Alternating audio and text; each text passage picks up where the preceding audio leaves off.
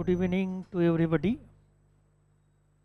In today's lecture, we are going to discuss information industry and in which what kind of the elements are come there. We are going to discuss. The last lecture we have started this topic and regarding this we discuss on these points, right? So information industry is nothing but where the process of information, the business of information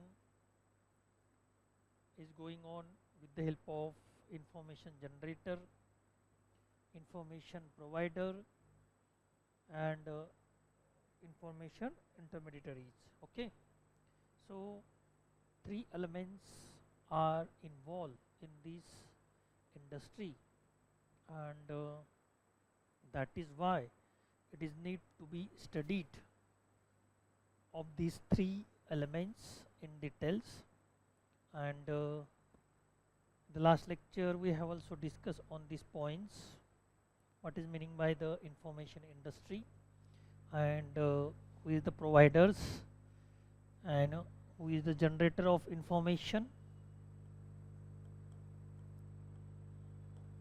and who are the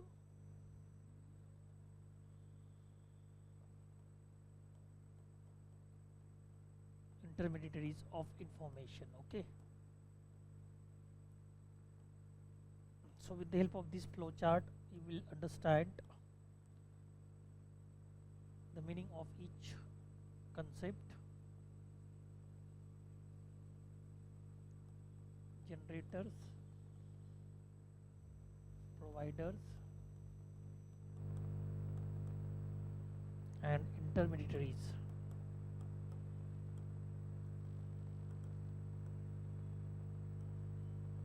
Okay,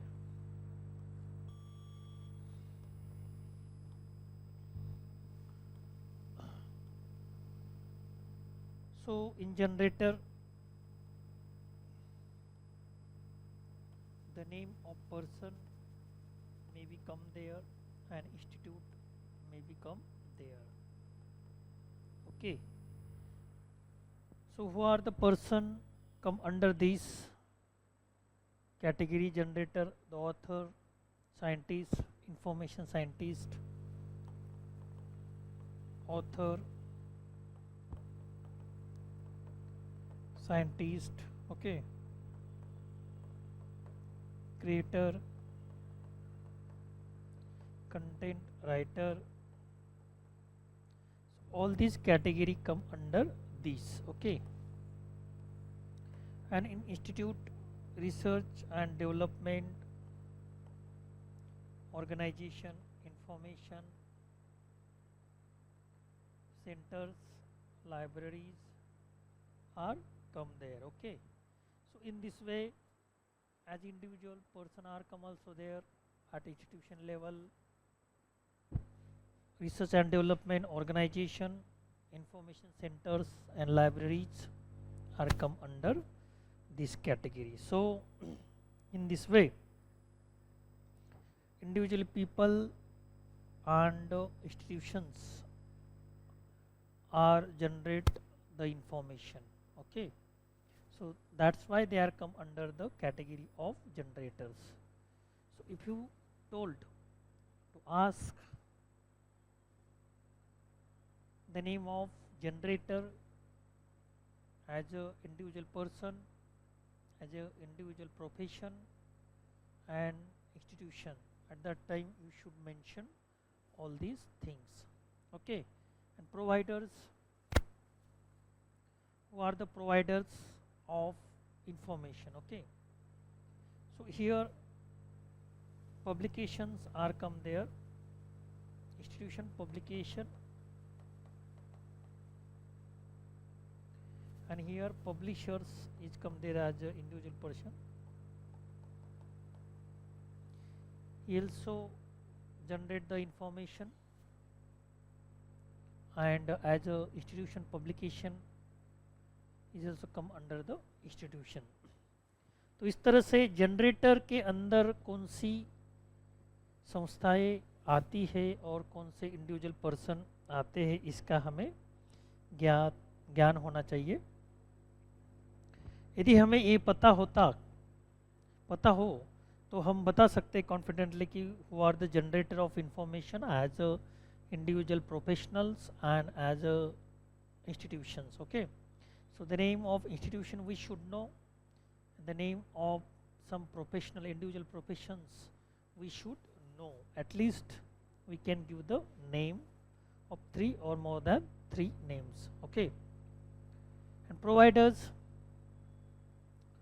So after generate the information, after generation the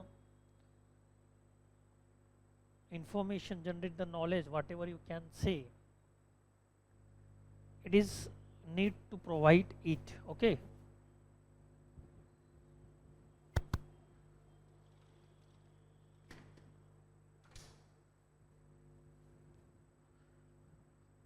so who are come under the category of providers? So distributors are come there.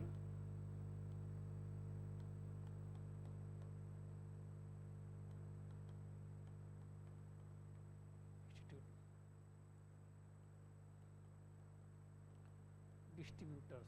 Okay, so distributor may be person, okay, or it may be institute. So both can come under the providers as a person as well as an institution. Okay, and after intermediaries, who is the intermediaries or who are the intermediaries between information generators and information providers? Okay, so library play important role.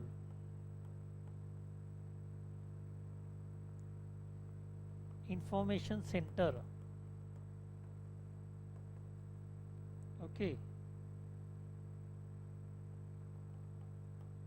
distributor are come under this category. Okay, so generators are generate the information, and those who are consume the information, it is called the consumer of information, user of information. So there are so many writers, they have been writing the books and different types of document, they are preparing the different types of document. We can categorize all kinds of the document like primary sources, secondary sources, tertiary sources, as well as documentary sources, non-documentary sources, online sources, offline sources. We can categorize like this, and they are continuously generating the sources.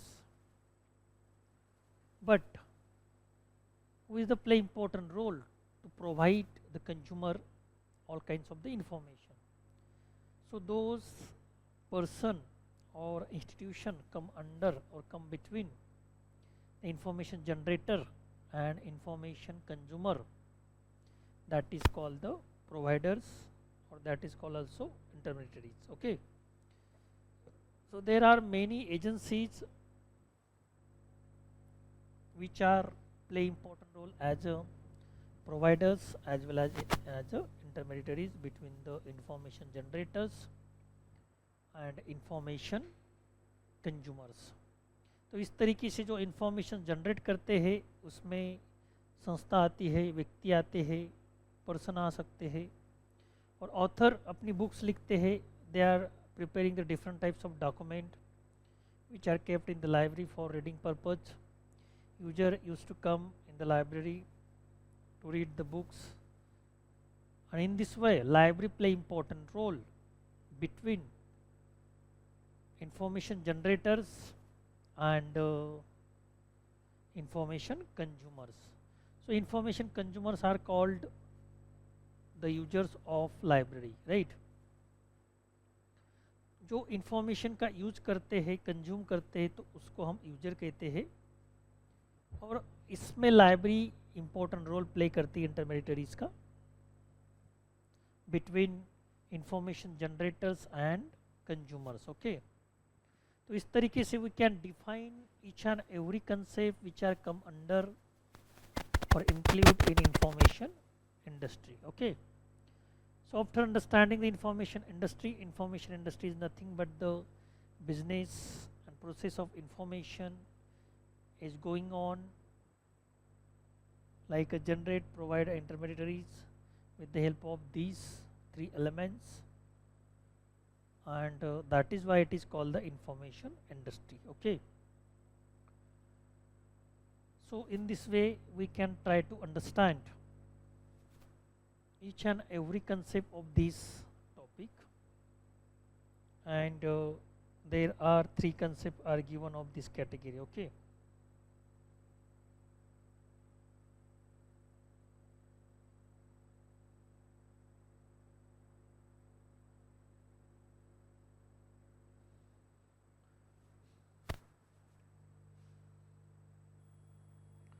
so according to our own interpretation we try to understand this concept. Now we are going to understand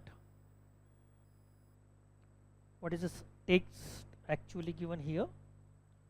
The information industry comprises a group of enterprises or organization whose purpose is to produce and process of information and to develop the infrastructures and delivery mechanism to distribute information.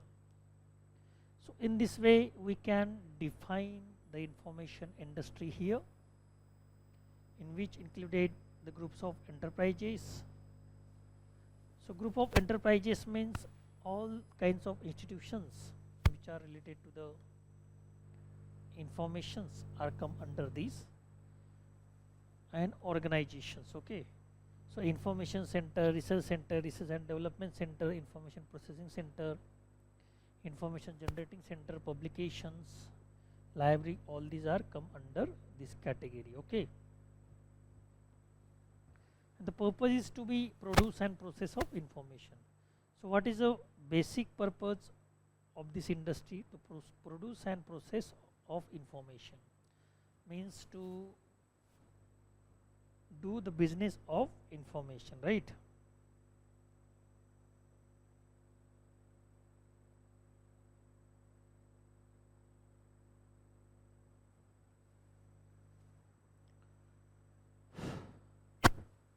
Develop the infrastructures and delivery mechanism to distribute information. For the individuals and companies that implemented these functions, it is important to understand the nature of the industry and the issues that affect its activities. For the people and organization that use information, it is helpful to develop an understanding of the larger pictures of the industry. Okay, so in this way all kinds of the functions which are related to this industry, it should be studied. The important understanding the nature of industries, what are the features and nature of industry, the issues affect its activities, and for the people organization that use information, it is helpful to develop understanding of the larger pictures of industry. Okay, so many people heard about different types of industry, and some industries are exist in the market which are providing the physical aspect, physical product to their consumers. So that's why they are recognized industries and everybody has to know about them. But there are some industries are also existed in the market, so they are providing services, different types of services. They don't prepare the physical product, but instead of they are providing some professional services, reference services, information services and other services. So some industries are found product based service and some industries are found service based industries in the market. तो इस तरह से हम यहाँ पर दो भागों में इंडस्ट्री का डिवाइडेशन कर सकते हैं, जैसे कि हमने यहाँ पर देखा इंडस्ट्री की यानी क्या. I will rub these.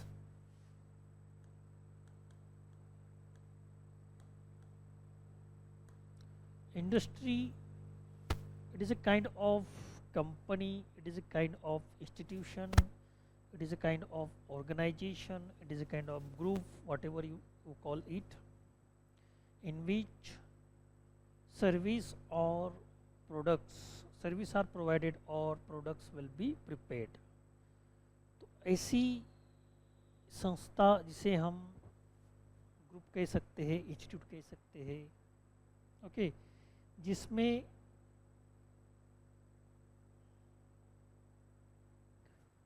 अलग अलग प्रकार की इंडस्ट्रीज होती है, दो प्रकार की, बेसिकली सर्विस और प्रोडक्ट प्रिपेयर किया जाता है. प्रोडक्ट, ओके, और सर्विस. तो प्रोडक्ट बेस्ड इंजीनियरिंग में only product are provided.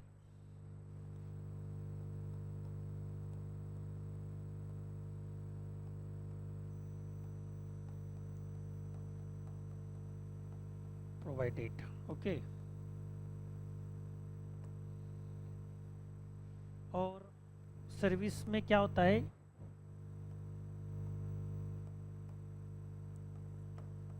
Only service are provided. तो अलग अलग बिजनेस की अलग अलग सर्विस हो सकती है, लेकिन दोनों का कॉम्बिनेशन एक ऐसी इंडस्ट्री भी होती है जहां पर प्रोडक्ट और सर्विस दोनों प्रोवाइड की जाती है. Both can be provided in the industry where the product based and service based industry is located.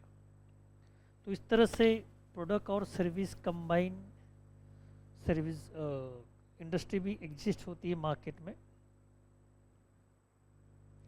तो हम यहाँ पर एग्जांपल ले सकते हैं, जैसे कि सोप बनाने का इंडस्ट्री है, ओके, देन व्हीकल, ओके, और कुछ प्रोडक्ट हम यहाँ पर ले सकते हैं,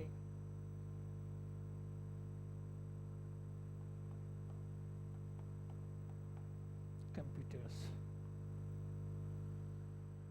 तो कई अलग अलग एग्जांपल लेके हम यहाँ पर बता सकते कि प्रोडक्ट बेस्ड इंडस्ट्री कैसी होती है. इसमें फिजिकल फॉर्म होता है प्रोडक्ट का, फिजिकल प्रोडक्ट किया जाता है,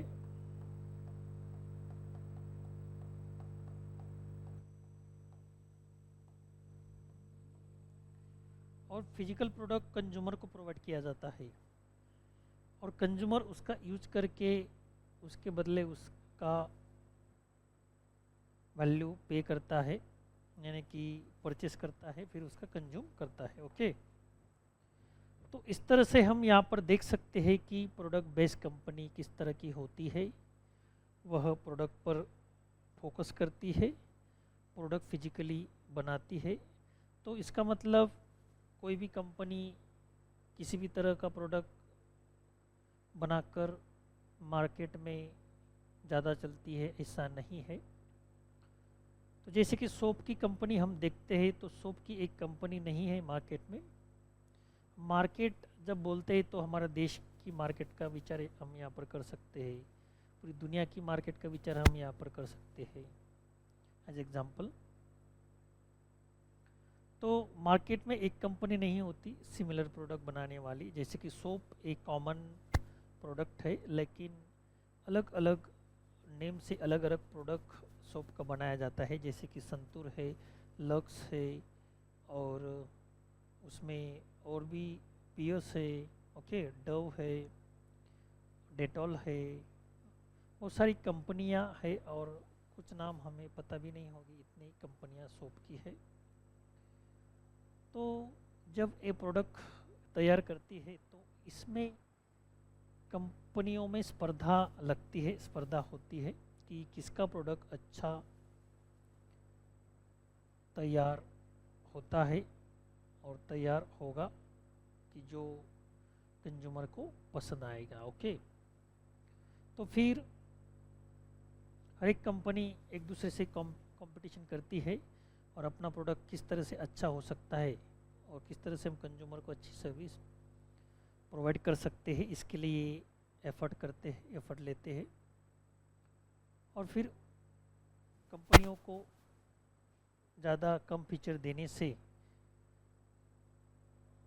मुनाफा और लॉस भी होता है। ओके, तो फिजिकल प्रोडक्ट, फिजिकल कितना अट्रैक्टिव है, क्वालिटी कितनी, क्वांटिटी कितनी है, दोनों का विचार इसमें किया जाता है।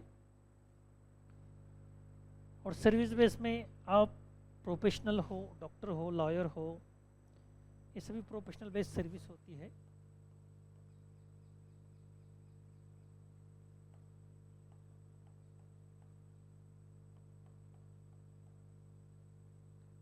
टीचर हो, बहुत सारे नाम हम यहाँ पर ले सकते हैं as a professional. Okay, lawyer हो, डॉक्टर हो, एजुकेटर हो, टीचर हो, they are providing only the service, they don't prepare the any kinds of product. Okay,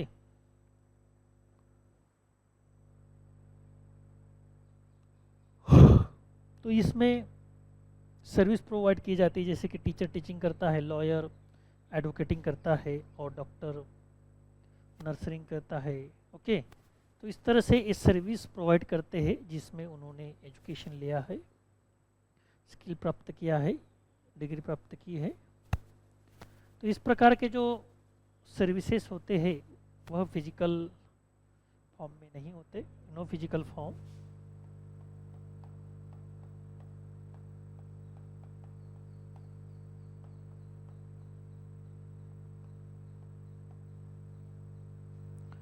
तो इंडिविजुअल लेवल पे हम किस तरह से सर्विस कंज्यूमर को प्रोवाइड करते हैं, इस पर हमारी सर्विस का इफेक्ट डिपेंड होता है। हम अच्छी तरह से सर्विस देते हैं तो कंज्यूमर हमारी तरफ आते हैं सर्विस प्राप्त करने के लिए।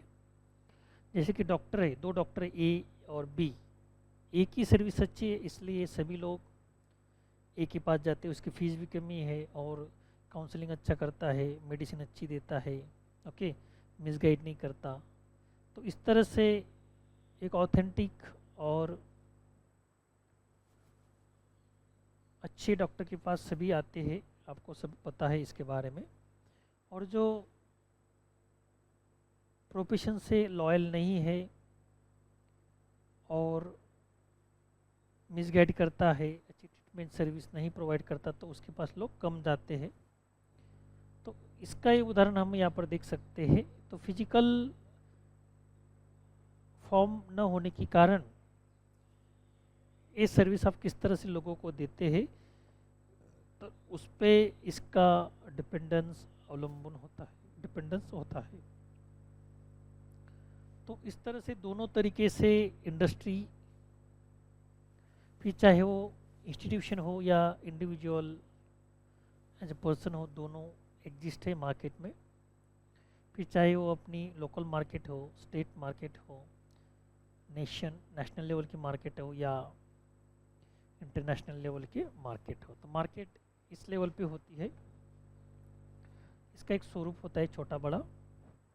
और इसके अलावा ऐसी कुछ इंडस्ट्रियां है कि वो service as well as product भी प्रोवाइड करती है। तो इसमें हमारी इंफॉर्मेशन इंडस्ट्री आती है।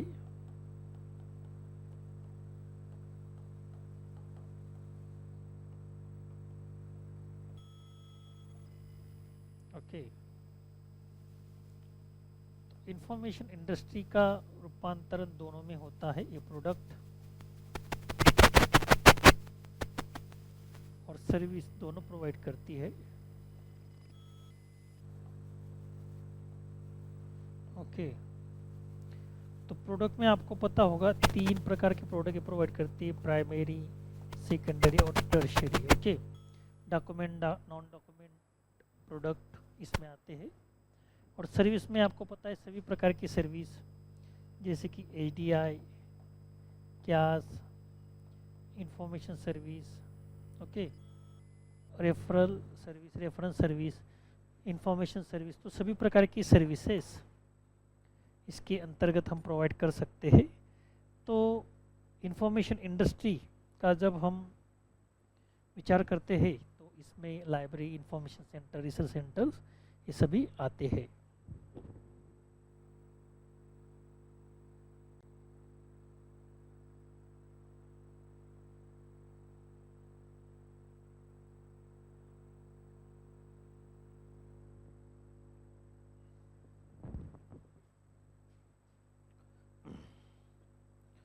तो फ्लोचार्ट के माध्यम से आप देख रहे हैं कि इंडस्ट्री का मतलब क्या होता है, what is meaning by the industry, उसका स्वरूप क्या होता है, what is the nature of industry and what kind of the industries are there.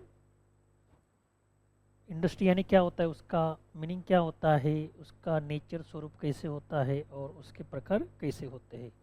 तो इसके माध्यम से हमें पूरी इंडस्ट्री के बारे में यहाँ पर पता चला। और जब इंडस्ट्री यानी कि क्या, उसके प्रकार कैसे होते हैं, उसका नेचर कैसा होता है, उसके फंक्शन फीचर कैसे होते हैं, उसमें कौन आता है, क्या करता है, किसका रोल क्या होता है, तो ये जानना बहुत ज़रूरी होता है। So that is why both things are most important here, product as well as services, both are provided with the help of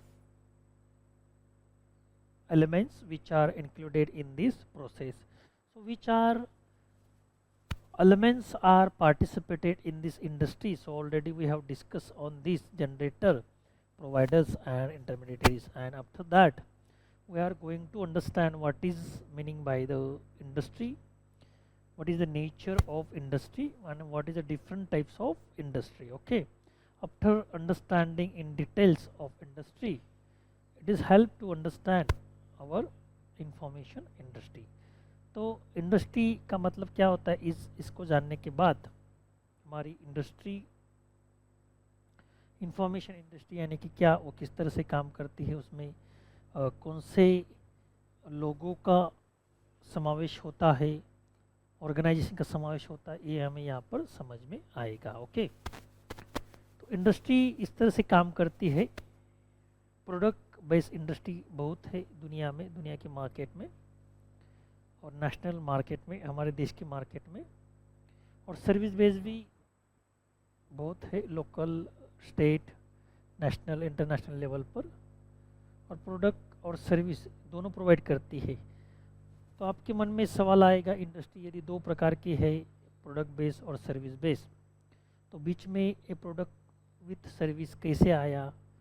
तो यहाँ पर हम अपनी ओन लैंग्वेज के माध्यम से, ओन इंटरप्रिटेशन के माध्यम से यहाँ पर आपको बताया है, हमने बताया है कि ताकि आपको ये अच्छी तरह से समझ आए। तो इंफॉर्मेशन इंडस्ट्री दोनों में कैसे कैटेगराइज होती है, तीसरी कैटेगरी हमने यहाँ पर क्रिएट की है। तो प्रोडक्ट बेस्ड इंडस्ट्री ये पहली कैटेगरीज है और सर्विस बेस्ड इंडस्ट्री ये दूसरी कैटेगरी है। और प्रोडक्ट और सर्विस बेस्ड इंडस्ट्री तीसरी कैटेगरी हम यहाँ पर देख सकते हैं या कर सकते हैं। ओके, तो प्रोडक्ट और सर्विस बेस इंडस्ट्री भी होती है और इसमें इंफॉर्मेशन इंडस्ट्री कैसे और क्यों आती है, it is need to be known, इसको जानना भी आवश्यक होता है। Okay, why information industries categorize as equal or both product and service based industry, क्यों इसे प्रोडक्ट और सर्विस बेस्ड इंडस्ट्री कहा जाता है? आप यदि एग्जांपल लोगे और हम देखेंगे एग्जांपल, तो लाइब्रेरी, इंफॉर्मेशन सेंटर और रिसर्च एंड डेवलपमेंट सेंटर इसका बेस्ट एग्जांपल है। तो एज ए लाइब्रेरियन जब हम जॉब करते हैं एज ए प्रोफेशनल, तो हमें तुरंत समझ में आता है कि हमारी जो इंडस्ट्री है, इंफॉर्मेशन सेंटर या लाइब्रेरी, दोनों प्रकार की सर्विस प्रोवाइड करती है, प्रोडक्ट बेस्ड सर्विस और service. Okay, service based service. तो इसमें प्रोडक्ट बेस यानी कि क्या, हम जो भी डॉक्यूमेंट यूजर को प्रोवाइड करते हैं वह एक प्रोडक्ट ही होता है।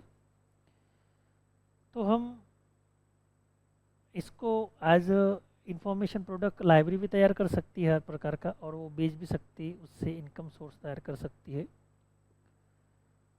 तो इस तरह से लाइब्रेरी भी एक इंफॉर्मेशन इंडस्ट्री होती है, उसका एक प्रकार होता है। तो उसके जरिए हम इंफॉर्मेशन प्रोडक्ट यानी डॉक्यूमेंट, जो भी नॉन डॉक्यूमेंट बुक डॉक्यूमेंट हो, प्राइमरी सेकेंडरी टर्शरी प्रकार का डॉक्यूमेंट और प्रोडक्ट हम यहाँ पर तैयार कर सकते हैं और मार्केट में हम डिस्ट्रीब्यूट कर सकते, बेच सकते हैं। Okay,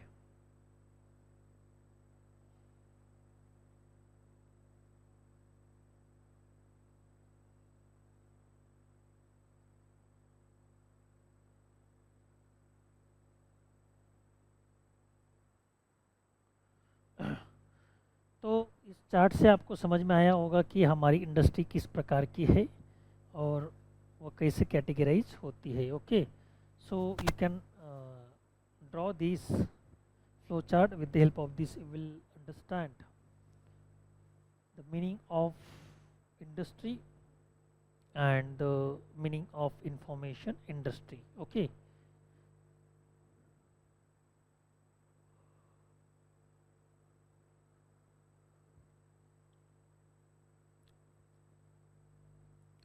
so the question is arise in front of us that information is not product.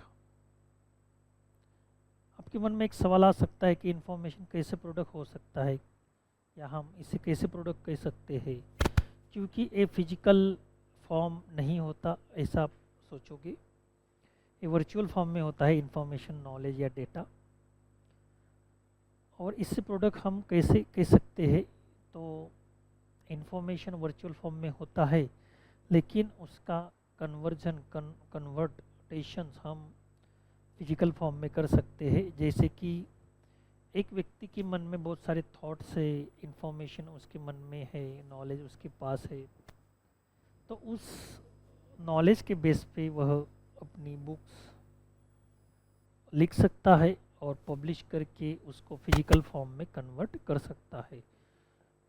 फिर जब बुक लिखने के बाद कोई पब्लिकेशन उसका बुक पब्लिक करती है, तो उसका रूपांतरण प्रोडक्ट में होता है, और वो प्रोडक्ट जब डिस्ट्रीब्यूटर के पास आता है तो यूजर यानी कंज्यूमर जिसे बोलते हैं हम, यूजर इंफॉर्मेशन कंज्यूमर यानी यूजर इंफॉर्मेशन यूजर, उसे परचेस करते हैं, लाइब्रेरी परचेस करते हैं, इंफॉर्मेशन सेंटर परचेस करते हैं। तो इसका मतलब ये यहाँ पर प्रूव हुआ कि information as a product, information product क्यों है और उसे हम प्रोडक्ट क्यों कहते हैं। ओके, तो एक उदाहरण के द्वारा हमने यहाँ पर ये समझने का प्रयास किया। The definition information that will be used in this entry is that of Michael Buckland in 1991, which regards information as object. तो 1991 में माइकल बुकलैंड ने इंफॉर्मेशन को ऑब्जेक्ट कहा। ओके, तो ऑब्जेक्ट एंड इंफॉर्मेशन में क्या फ़र्क होता है, प्रोडक्ट और सर्विस में क्या फ़र्क होता है। तो जैसे ही हमने देखा कि सर्विस को फिजिकल फॉर्म नहीं होता है, नो फिजिकल फॉर्म, और प्रोडक्ट यानी ऑब्जेक्ट को फिजिकल फॉर्म होता है, यह फ़र्क होता है। लेकिन हम इंफॉर्मेशन को किस कैटेगरी में कन्वर्ट कर सकते हैं, ये सवाल आपके मन में आ सकता है। तो जब तक इंफॉर्मेशन हमारे मन में है, आइडिया के रूप में है, नॉलेज के रूप में है, ओके, तब तक वह इंफॉर्मेशन सॉफ्ट कॉपी में होती है, यानी कि वर्चुअल होती है। We can't touch it, we can't use it, we can't move it, we can't smell it, we can't see it. तो हम उसे देख नहीं सकते, स्मेल नहीं ले सकते, हाथ नहीं लगा सकते, स्पर्श नहीं कर सकते। तो ये सभी फीचर उसके आते हैं। ओके, लेकिन जब हम हमारे नॉलेज के बेस पे कोई बुक्स लिखते हैं तो उसका रूपांतरण बुक में हो जाता है, एज ए प्रोडक्ट में होता है। तो इस तरह से हम बुक देख सकते हैं, हैंडल कर सकते हैं, उसे इधर उधर घुमा सकते हैं। ओके, तो उसको एक फिजिकल फॉर्म आ जाता है। तो इसलिए इंफॉर्मेशन जब तक हमारे मन में है, अंदर है, दिमाग में है, तब तक वह सर्विस यानी वर्चुअल फॉर्म में है। और बिना बुक लिखे भी हम उस नॉलेज का यूज कर सकते हैं, लोगों को दे सकते हैं वर्चुअल फॉर्म में। जैसे कि टीचर जब क्लास में आता है विदाउट बुक, अपने नॉलेज के बेस पे, अपने नॉलेज के आधार पर जब वह स्टूडेंट से इंटरेक्शन करता है, तो ना उसके पास कोई बुक्स होती है और ना कोई उसके पास फिजिकल ऑब्जेक्ट होता है, लेकिन अपने अंदर जो थॉट्स है, अपने अंदर जो विचार है, कंटेंट है, ओके, इंफॉर्मेशन है, नॉलेज है, उसके बेस पर वह बोलता है, भाषण देता है और लोगों को एंटरटेन और इंफॉर्मेशन देता है। ओके, तो इस तरह से जब इंफॉर्मेशन हमारे अंदर होती है तब उसे हम सर्विस कह सकते हैं, सर्विस प्रोवाइडर। टीचर जब टीचिंग करता है तो वह नॉलेज दे के, इंफॉर्मेशन प्रोवाइड करके सर्विस प्रोवाइड करता है लोगों को। तो इस तरह से इंफॉर्मेशन का एक रूप हमने देखा एज ए सर्विस। और product, suppose whatever thoughts are expressed by the teachers in front of the student, whatever lectures are delivered by the teachers in front of the student in the class, so all kinds of the lectures he may be recorded in the form of CD, in the form of pen drive, and he can purchase the pen drive as well as CD to the consumers. Okay, so in this way service become product here. जब teacher पढ़ाता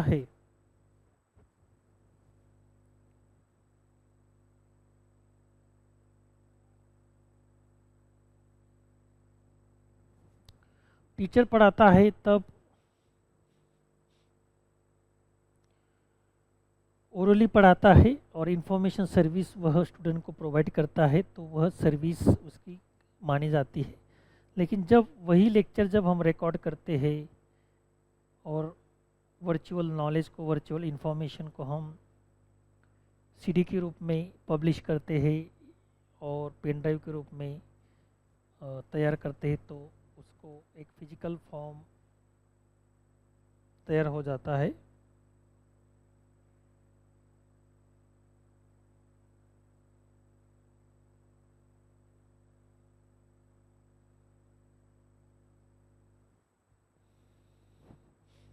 right, तो इस तरह से industry का मतलब समझने के बाद इंफॉर्मेशन को हम प्रोडक्ट या सर्विस दोनों में कैसे कैटेगराइज करते हैं, इसके बारे में हमने चर्चा की।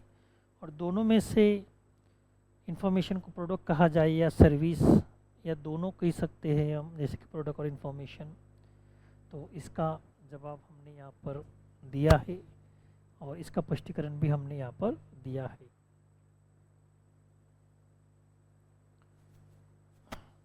सो इंफॉर्मेशन ऑब्जेक्ट, तो इसको ऑब्जेक्ट के फॉर्म में हम यहाँ पर देख सकते हैं।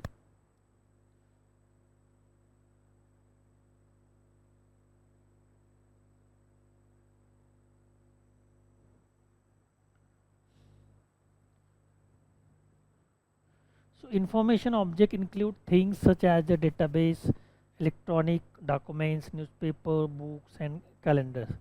तो सभी प्रकार के जो सोर्सेस है, डॉक्यूमेंट है, इसको ही हम ऑब्जेक्ट या प्रोडक्ट कहते हैं।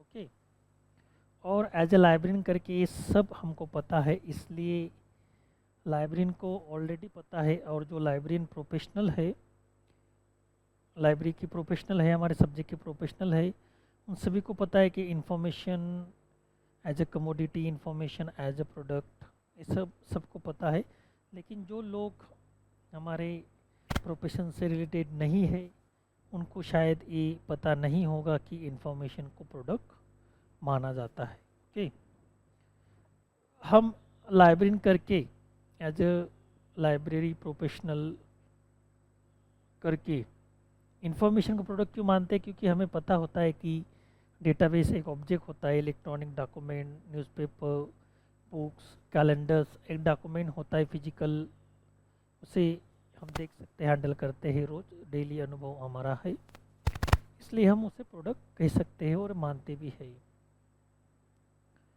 सो information there's something that can be produce, sold, delivered and use.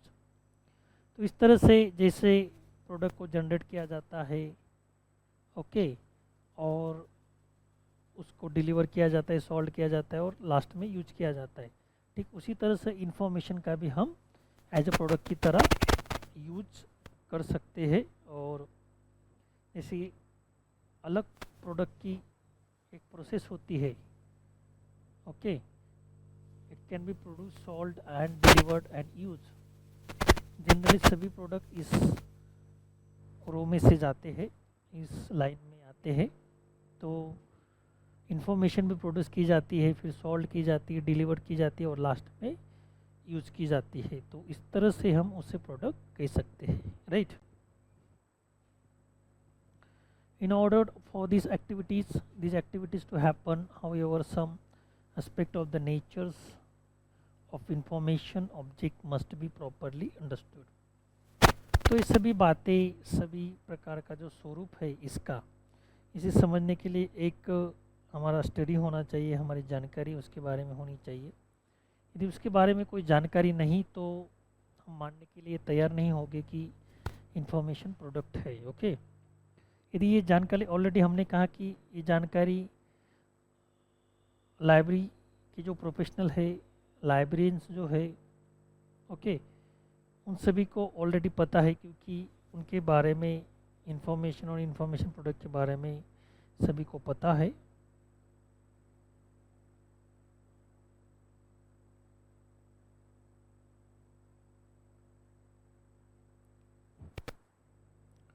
और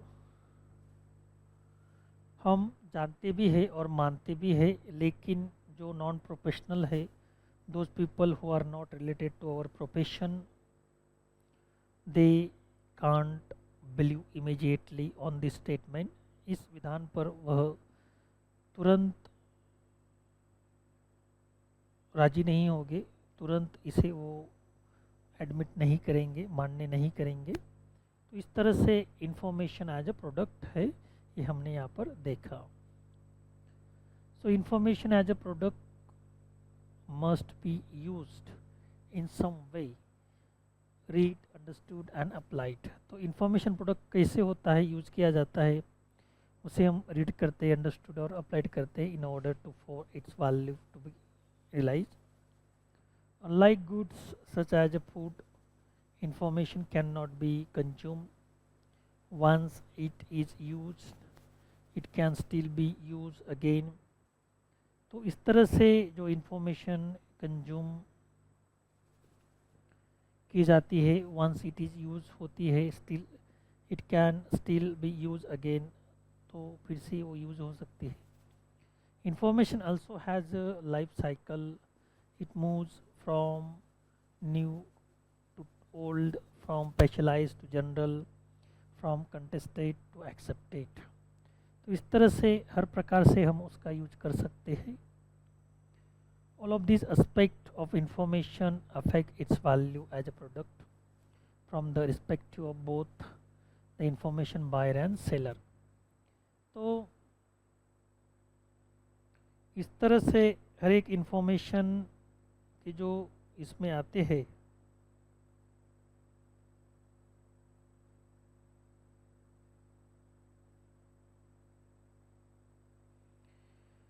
तो सभी का जो रोल है इसमें हमें समझना चाहिए।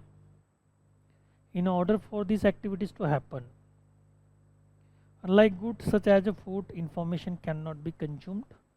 Once it is used, it can be, still be used. Again, information also has a life cycle. It moves from new to old, from specialized to general. Okay, तो अलग अलग प्रकार का रोल अलग अलग जगह पे इंफॉर्मेशन का यहाँ पर हमें दिखाई देता है.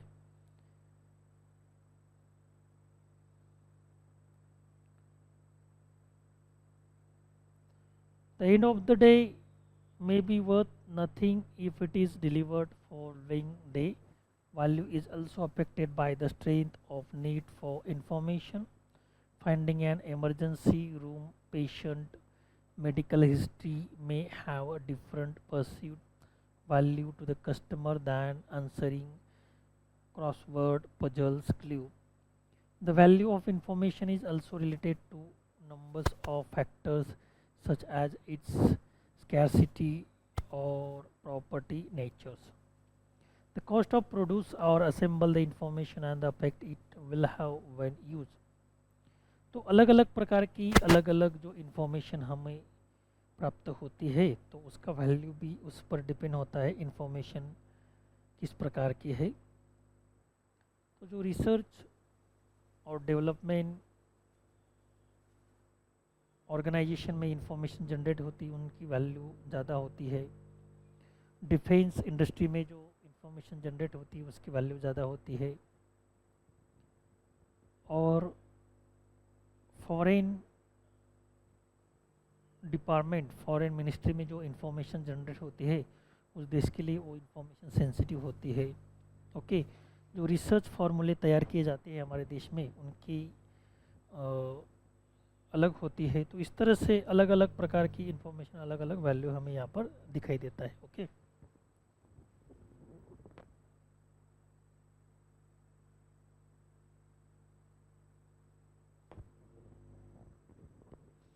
तो हम यहाँ पर देख सकते हैं कि किस प्रकार से ये सभी बातें हम यहाँ पर इसके रिगार्डिंग कर सकते हैं.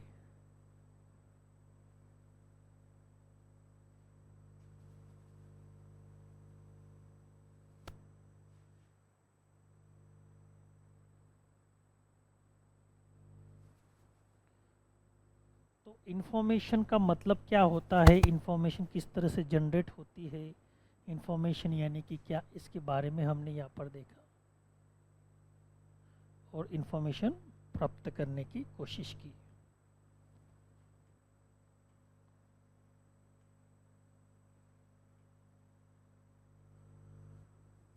तो information industry, after understanding the information industry and what is meaning by the industry, ये सभी कंसेप्ट आपको यहाँ पर समझ में आई होगी.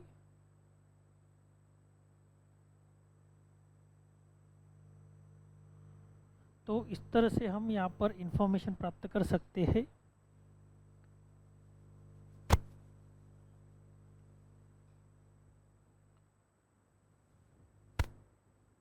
तो इंफॉर्मेशन इंडस्ट्री का मतलब क्या होता है ये हमने यहाँ पर डिस्कशन के बारे में जाना. इंफॉर्मेशन प्रोवाइडर्स उसका मतलब क्या होता है ये भी हमने यहाँ पर देखा. So what ever questions are come regarding this, you should understand about this and you should write what is meaning by the information industry. Okay, so here we will take short break and after that we will talk again. Thank you.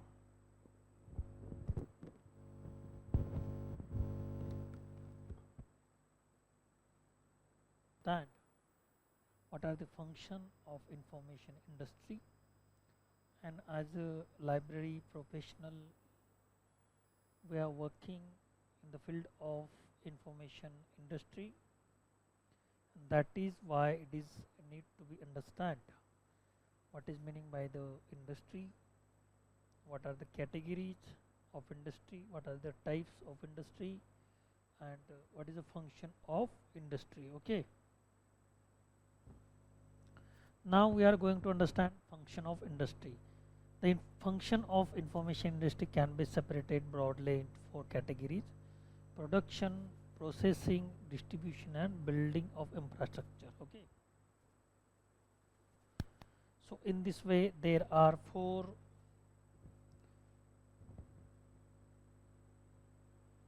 elements of or four function we can say of information industry, and which are they we can see here. Okay, so I will rub these.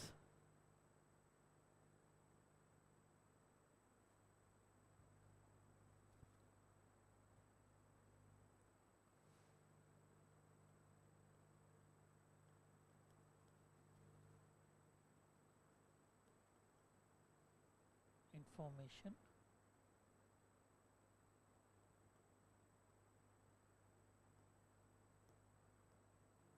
industry.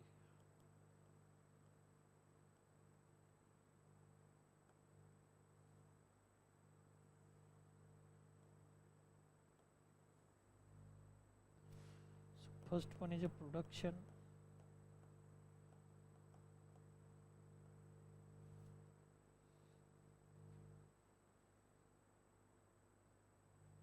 second one is a processing distribution,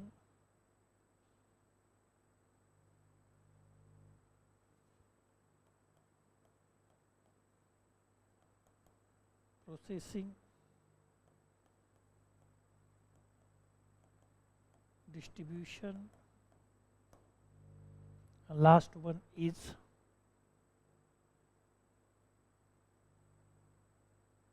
building of infrastructures.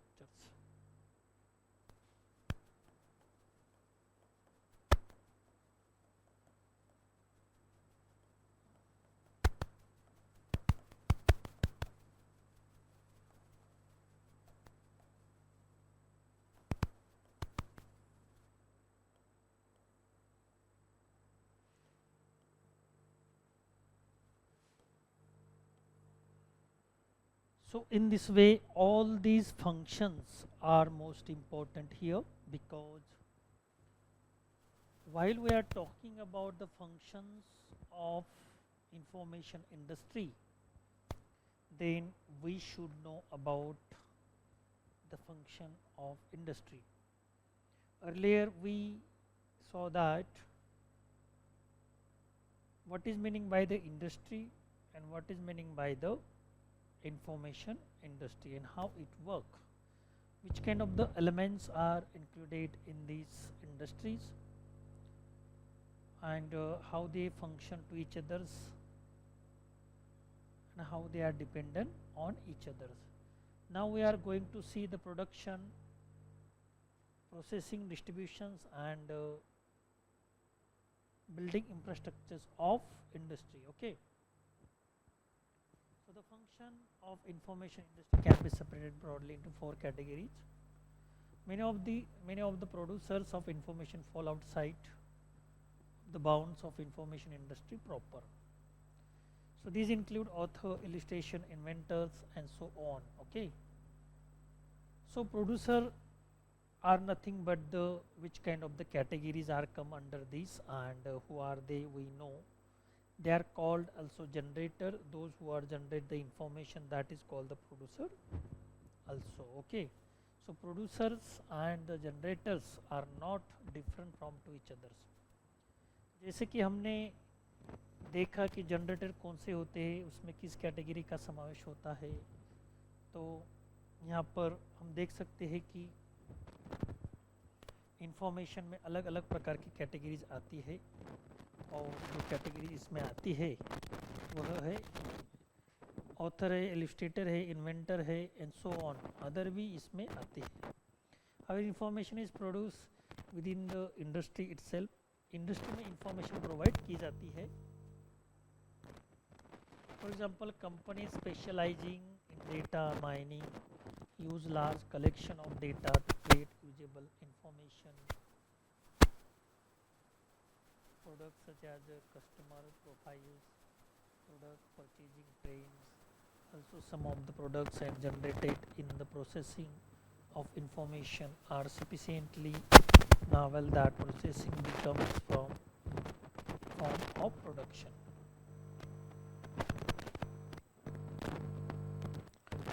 Production detail में हम यहाँ पर जानकारी प्राप्त कर सकते हैं। इसमें इलस्ट्रेटर, इन्वेंटर और ऑथर का समावेश होता है।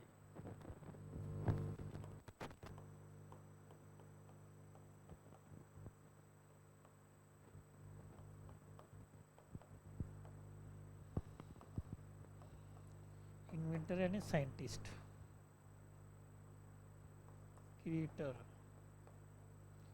all kinds of the categories, those who are produce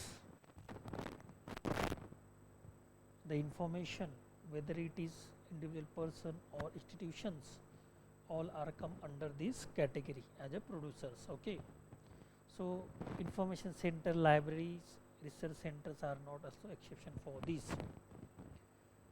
तो इसमें केवल व्यक्ति का ही समावेश नहीं होता, इंडिविजुअल पर्सन का, तो इंस्टीट्यूशन का भी इसमें समावेश होता है। जैसे कि हमने जनरेटर में देखा, इसमें इंडिविजुअल पर्सन और इंस्टीट्यूशन दोनों का समावेश होता है। Okay,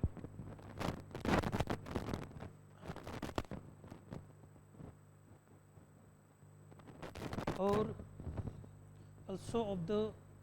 also some of the products generated in the process, second हम देख सकते हैं यहाँ पर, also some of the product generated in the processing of information are sufficiently novel that the processing become form of production.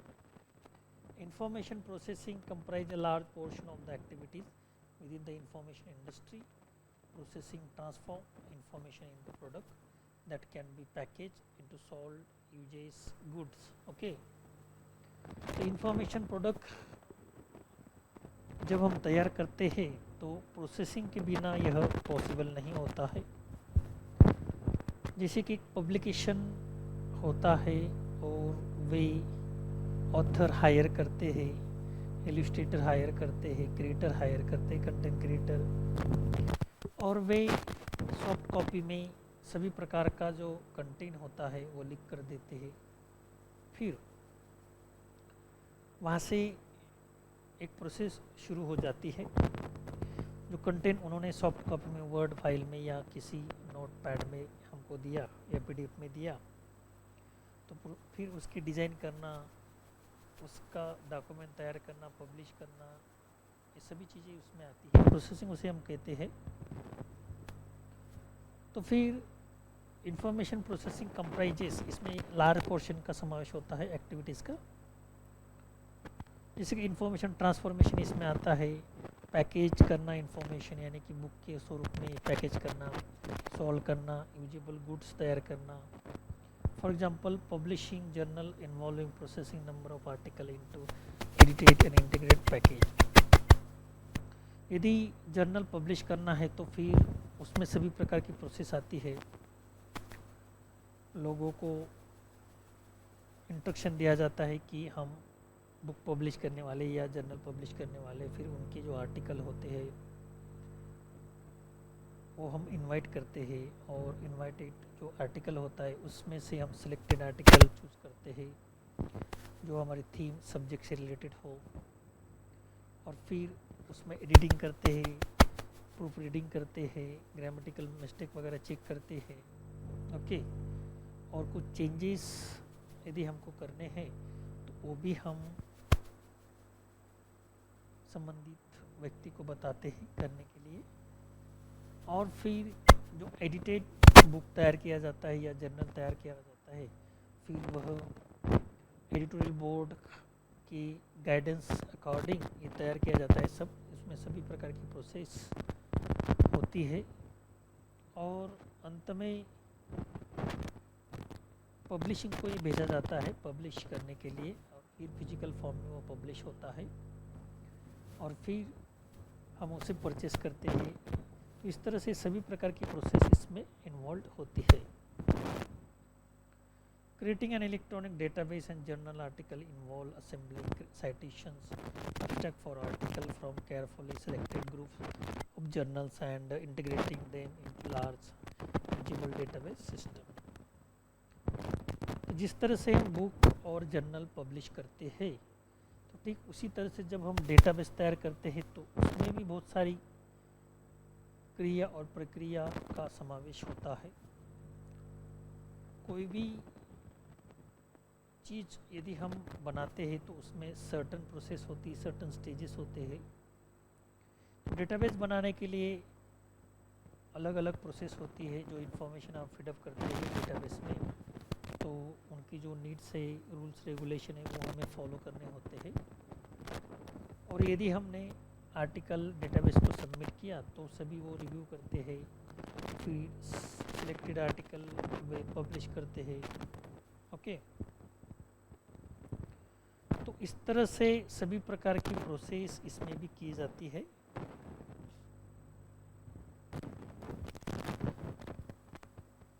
तो basically दो process यहाँ पर दी है, ऑनलाइन और ऑफलाइन, जिसे 1 और 2 नाम दिया गया है, नंबर दिए गए हैं।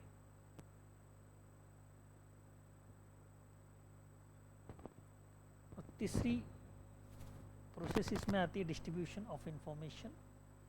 तीसरा फंक्शन इसे हम कह सकते हैं। और फ्लो चार्ट के माध्यम से हम यहाँ पर लिख सकते हैं ताकि आपको ये समझ में आए।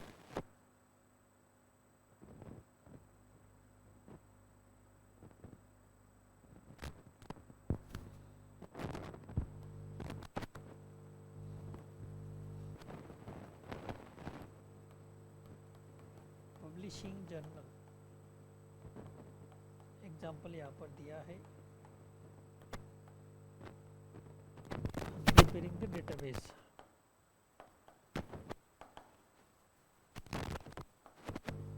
ऑफलाइन और ऑनलाइन का एग्जाम्पल यहाँ पर दिया है। तो दोनों में एक सर्टन प्रोसेस हमको यहाँ पर दिखाई देती है। इसके बारे में हमने जानकारी यहाँ पर प्राप्त की। और अलग अलग प्रोसेस होती है, जैसे कि लाइब्रेरी में हम देखते हैं प्रोसेसिंग सेक्शन होता है। एक्विजिशन सेक्शन के बाद सेकंड जो होता है प्रोसेसिंग सेक्शन होता है। जैसे हम बुक परचेज करते हैं तो एक्विजिशन सेक्शन में से पूरा प्रोसेस कंप्लीट होने के बाद वो प्रोसेसिंग सेक्शन में आता है। फिर उस पर अलग अलग प्रोसेस की जाती है, जैसे बुक पॉकेट लगाना, लेबल लगाना, क्लासीफाइड करना वगैरह वगैरह। तो इसको हम प्रोसेस कहते हैं। ठीक उसी तरह से इंफॉर्मेशन जनरेट होने के बाद उस पर प्रोसेस की जाती है, यानी कि इंफॉर्मेशन का रूपांतर नॉलेज में किया जाता है, ताकि लोग उसे अच्छी तरह से पढ़ सके और उसका उपयोग और इम्प्लीमेंटेशन सही जगह पर कर सके। इसमें प्रोसेसिंग का बड़ा महत्व है इंफॉर्मेशन इंडस्ट्री में, तो इसलिए उसको सेकंड फंक्शन कहा गया है इंफॉर्मेशन इंडस्ट्री का।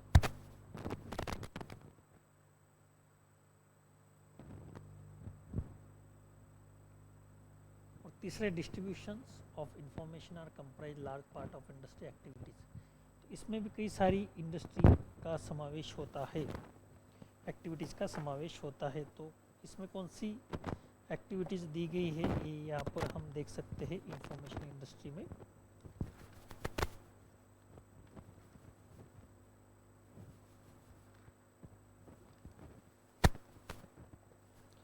तो डिस्ट्रीब्यूशन में अलग अलग प्रकार की distribution include marketing and information product that way processed that delivered products to the customer purchase them. Okay, so who involved in this process, in this function, we can say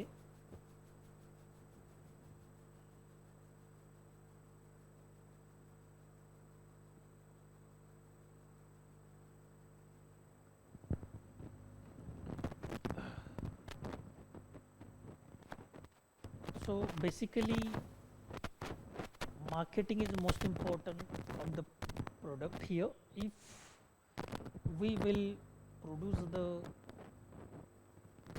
good product with quality and quantity, but if we don't do the marketing of this product, then it won't know to the customer what kind of the product we are producing. तो ये customer को पता नहीं होने वाला यदि हम अच्छा प्रोडक्ट तैयार करते हैं क्वालिटी विथ क्वांटिटी, लेकिन उसके बारे में यदि हमने कंज्यूमर या कस्टमर को जानकारी ही नहीं दी मार्केटिंग के द्वारा, तो उसे नहीं पता चलता कि हमारा प्रोडक्ट कितना अच्छा है। तो प्रोडक्ट आप अच्छा बनाते हो, लेकिन उसकी मार्केटिंग भी अनिवार्य होती है, क्योंकि लोगों को पता होना चाहिए हमारे प्रोडक्ट के बारे में। तो इसलिए मार्केटिंग का पार्ट यहाँ पर इम्पोर्टेंट होता है। तो डिस्ट्रीब्यूशन में आता है,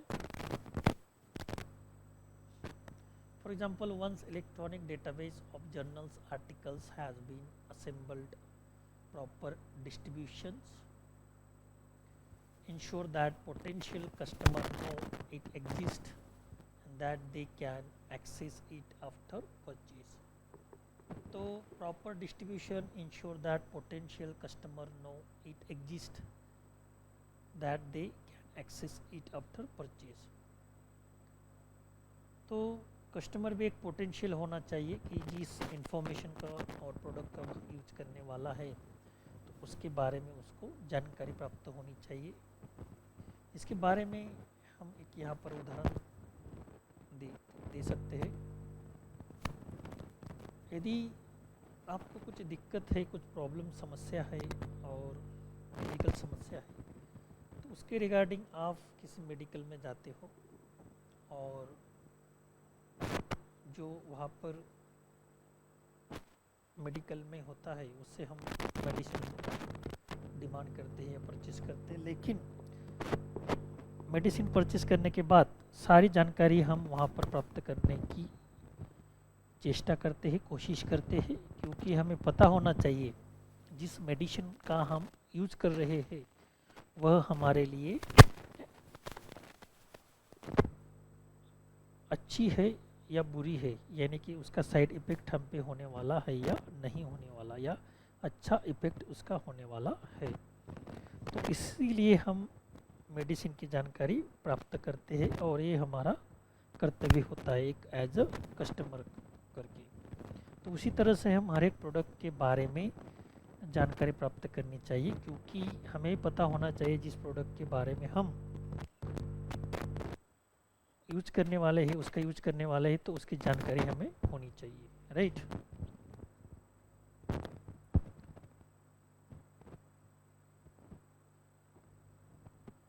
For example, once electronic database of journals article has been assembled, proper distribution ensure that potential customer know it exists and that they can access it after purchase.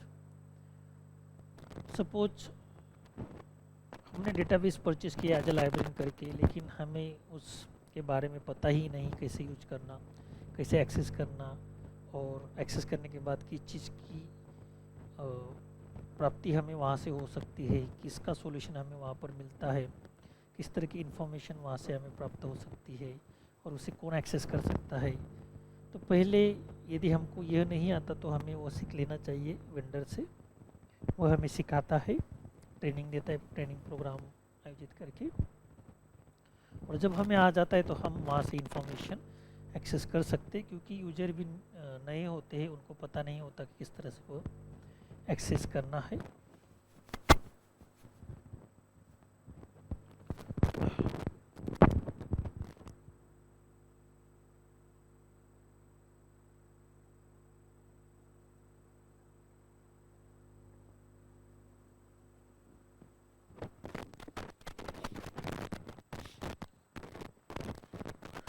तो हम यहाँ पर देख सकते हैं कि डिस्ट्रीब्यूशन पार्ट कितना इम्पोर्टेंट है। यदि डिस्ट्रीब्यूशन नहीं होगा प्रोडक्ट का, फिर चाहे वो इंफॉर्मेशन प्रोडक्ट हो या नॉन इंफॉर्मेशन प्रोडक्ट हो, ओके, तो क्या हो सकता है, इंडस्ट्री का जो मेन पार्ट होता है पर सेलिंग का, वो नहीं हो सकता, क्योंकि इंडस्ट्रिया जो होती है वो इंडस्ट्रियल एरिया में होती है और this kind of area is remote from the residential area, और ऐसा जो एरिया होता है रेसिडेंशियल एरिया से दूर होता है, और जो लोग रेसिडेंशियल एरिया में रहते हैं वह डायरेक्ट कंपनी से कांटेक्ट करके प्रोडक्ट परचेज नहीं कर सकते। ऐसी प्रोविज़न भी वहाँ पर नहीं होती है कस्टमर के लिए और कंपनी के पास भी, कस्टमर के पास भी और कंपनी के पास भी। तो दोनों के बीच डिस्ट्रीब्यूटर का होना अत्यंत आवश्यक होता है, क्योंकि कंपनी जो प्रोडक्ट तैयार करती है वो मास और ह्यूज होता है, और it is very difficult to manage a single customer और consumer. It is very difficult to buy it from the company because there is no uh, means of transformation from company location to the residential area. तो company location जो होता है और residential area होता है उनमें जो ट्रांसपोर्टेशन की जो फैसिलिटीज होती है वो उनके पास नहीं होती, कस्टमर के पास. तो इसमें मेडिटेटर और डिस्ट्रीब्यूटर का रोल इम्पोर्टेंट होता है. जो कंपनी में प्रोडक्ट प्रोड्यूस होता है वह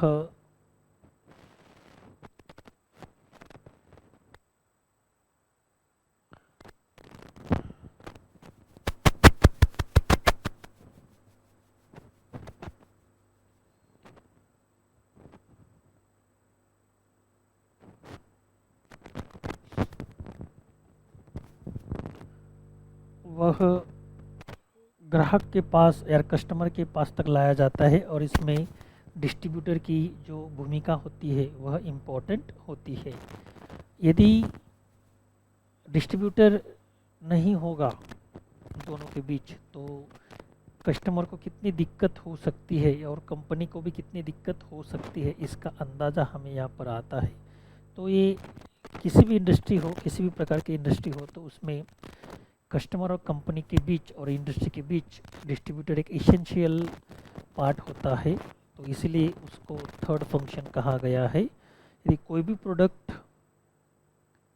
या सर्विस कंज्यूमर तक हमें पहुंचानी है या कंपनी को पहुंचानी है तो बिना डिस्ट्रीब्यूटर के ये पॉसिबल नहीं होता है. और डिस्ट्रीब्यूटर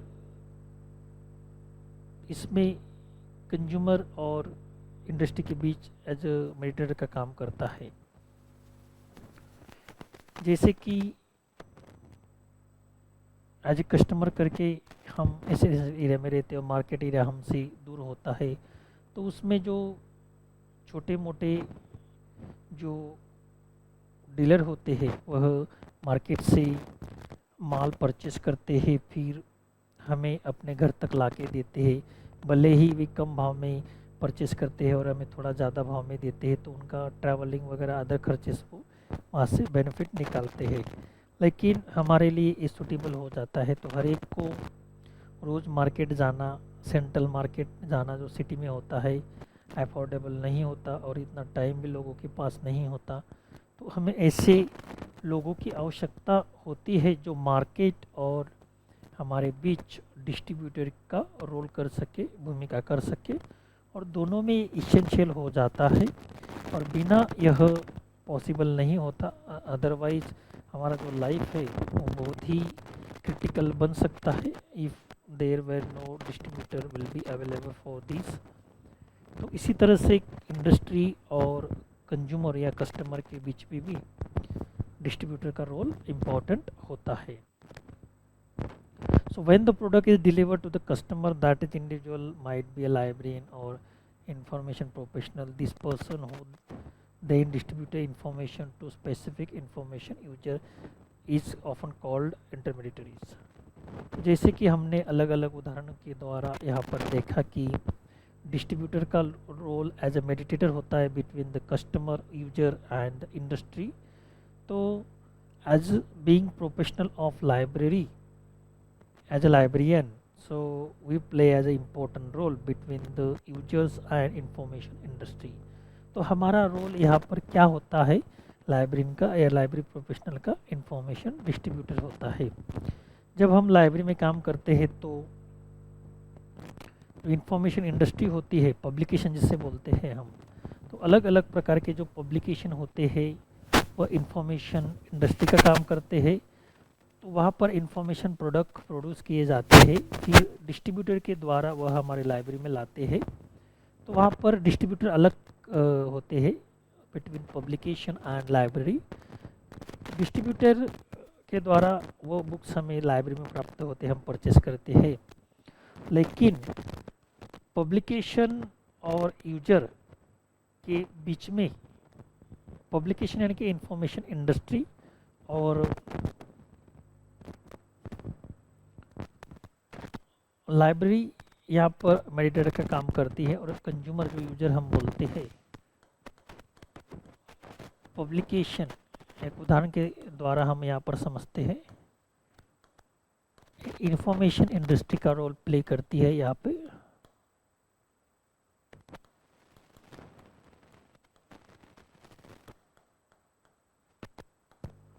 ओके, तो यहाँ पर क्या होता है, publication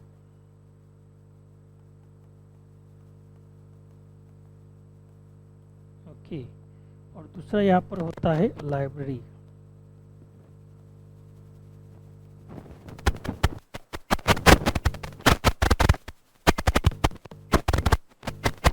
Library or librarian. Librarian as an individual person and library as a institute. Consider here. And customer,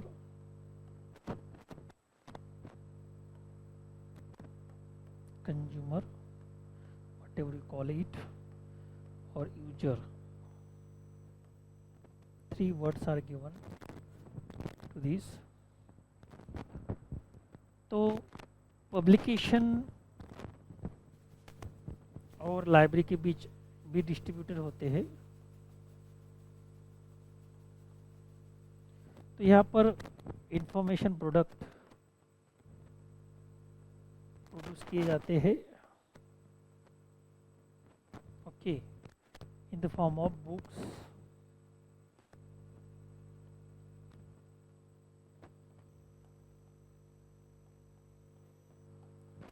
non books product, okay. और लाइब्रेरी और पब्लिकेशन के बीच some distributor are there, with the help of we can purchase the books. वहाँ पर हम book purchase करते हैं और वह लाइब्रेरी में लाते हैं। लेकिन पब्लिकेशन और कस्टमर, जिसे हम यूजर बोलते हैं, कंज्यूमर बोल सकते हैं, ओके, तो उनके बीच जो डिस्ट्रीब्यूटर का काम करते हैं,